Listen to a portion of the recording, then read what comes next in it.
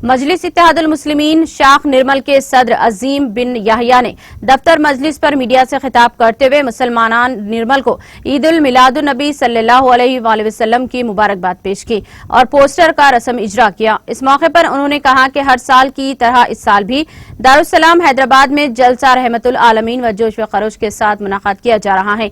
इस सिलसिले में जलसे में शिरकत करने के लिए निर्मल से तकरीबन 50 गाड़ियों का काफिला पीर को बाद नमाज ज़ोहर दफ्तर मजलिस वाक़े प्रियादर्शनी नगर से रवाना होगा। इस मौके पर मजलिस काउंसिलर मुजाहिद अबरार के अलावा मजलिस कायदीन व कारकुनों की कसी तादाद मौजूद थी।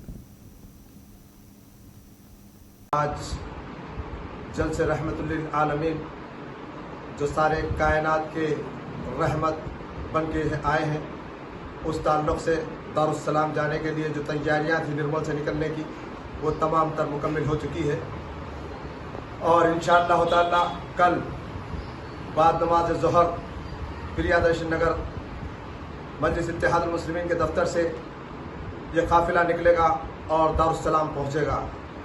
और जो मोहम्मद मुस्तफ़ा सल्लल्लाहु अलैहि वसल्लम है, वो किसी के लिए नहीं बल्कि सारी कायनात के लिए आए हुए हैं, रहमत बन के आए हैं। और अल्लाह ताला के तरफ से जो रहमतें बरस रही है दुनिया के अंदर, उन्हीं के कारनामे हैं।